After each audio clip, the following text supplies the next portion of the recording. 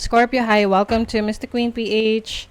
At ito ang inyong energy update for January 1 to 15, 2025. Happy New Year sa inyo. So, if you're interested in private readings, meron tayong link sa description at sa pinned comment. Paki-check nyo na lang information kung paano mag-book for a private reading. And please subscribe to our channel to show your support. Like, share this video at mag-comment na rin kayo kung kayo ay naka-resonate. Ayan. And thank you sa lahat ng mga hindi nagsiskip ng ads. You're really helping this channel a lot. So, let's see, Scorpio. Kuha na muna tayo ng mga cards for you. What's coming? Energy update. January 1 to 15. This is your overall energy. Possible challenge, opportunity, blessings, money for your career, for your health, and for your love life. Ayan. Kuha na tayo ng mga cards para hindi na tayo mag-shuffle later. Para dire-diretso ang reading. So, while I'm shuffling, kumusta naman ang inyong celebration ng New Year? How did you celebrate New Year? Comment nyo dyan. Sa ibang parts ng Philippines ay umuulan. O sa amin, medyo maulan. Late na nakapag-celebrate yung iba or Actually, umabot naman. Tumigil yung ulan nung magto-12 na, like 4 minutes bago mag-12. So, ang tagal nilang nagpaputok.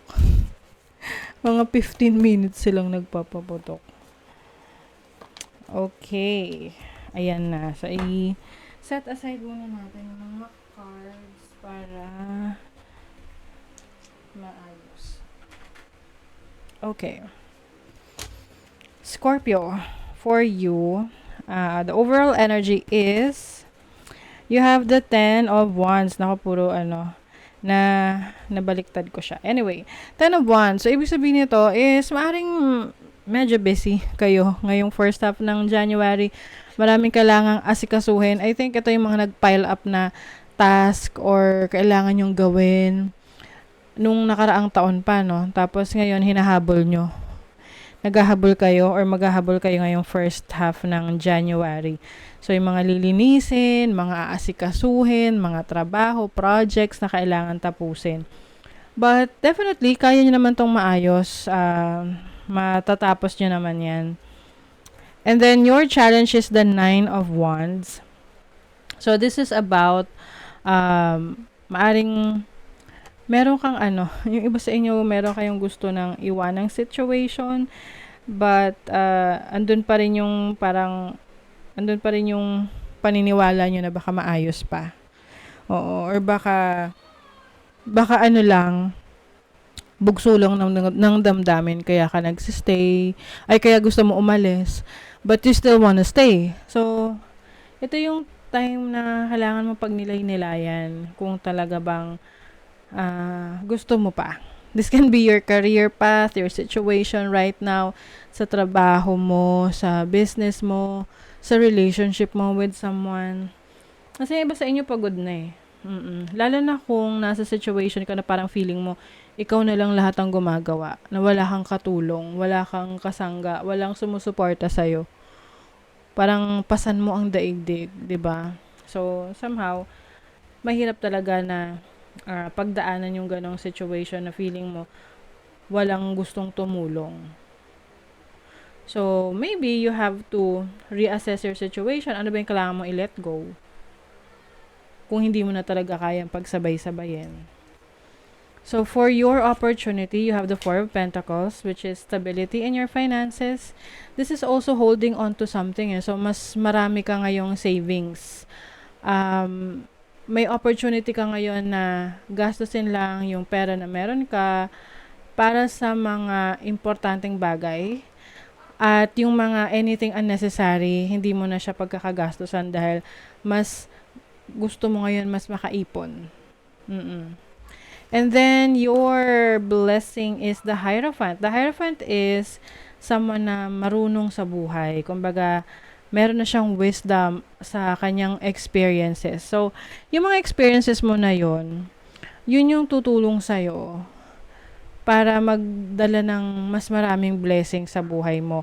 Ano man yung blessings na gusto mong matanggap. Let's say, you want to have a new career or job na dumating. So, syempre, yung knowledge mo doon sa specific na trabaho na gusto mo is nandun na, or maaring lalo mo tong pagyayamanin, lalo mong dadagdagan yung kaalaman mo. And definitely, you will get one of the best careers or jobs dahil marami kang alam. No? Kumbaga, expert ka. Andun yung expertise mo. And also, if ang goal ninyo is gusto nyo maging teacher or maging mentor, someone na nagsishare ng knowledge and skills, this will also bring more blessings sa inyo kapag iyon ang ipinurso nyo sa buhay.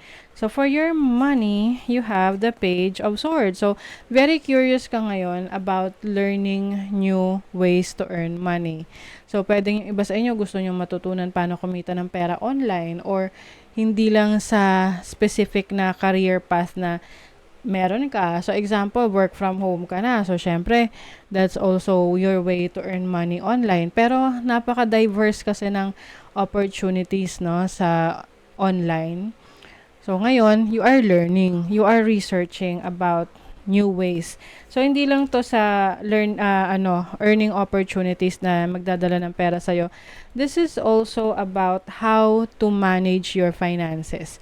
So, pwedeng ikaw ay nagre-research din paano mo mas maayos ang pag-budget sa iyong income. And then, for your career, you have the Eight of Swords. Nako, yung iba sa inyo, itong gusto nyo sanang ipaglaban na career or trabaho, ay parang feeling nyo medyo stress na kayo or drained na kayo rito.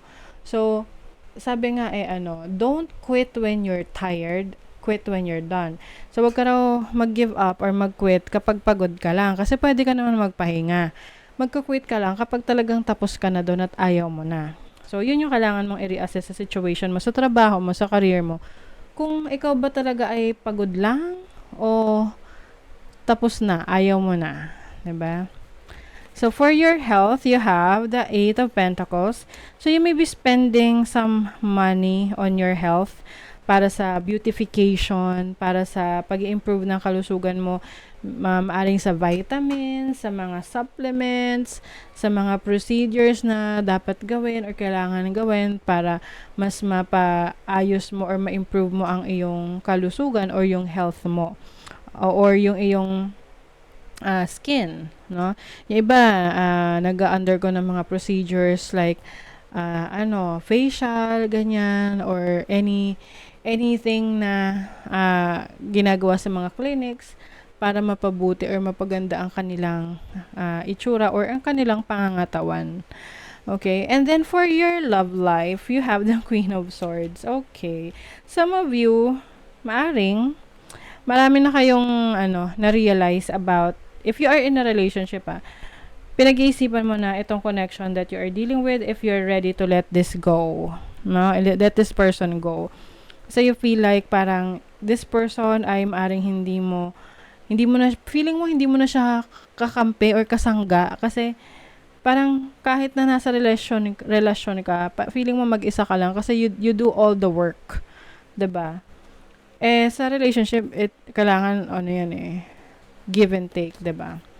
So, studying, learning new things, lakas ng loob, yes, and passion. So, you're going to be very passionate in studying, learning new things. At itong lakas ng loob na meron ka is, ito yung pagle-let go ng anything that is no longer serving you. Okay? Control your anger or you will be sorry. Yes, be careful sa intense emotions mo. Pag galit ka, baka may masabi or magawa ka na pagsisihan mo lang. Meron ding magbibigay sa'yo ng advice from a wise person. Okay? Syempre, ikaw pa rin ang may discernment niyan, no? A path with money is waiting for you to find it. Wow. So, it's about discovering a new source of income or source of money, no? Meron ka madidiscover. Plenty of material things. So, yung iba sa inyo, maaring marami kayong bibilihing gamit or marami kayong ma-acquire na possessions, no? Ngayong first half ng January. An arrogant, boastful person you should not cross. So, maaring merong person.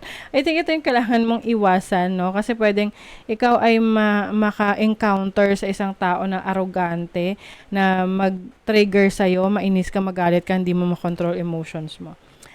The how is in the now. Ayan. So, what has your intuition been trying to tell you? So, kung meron kang mga iniisip na paano ko gagawin to, paano ko to i-execute, paano ko to isisimulan, ngayon na. The how is in the now. Okay? So, that is your reading, Scorpio. Thank you so much and see you again.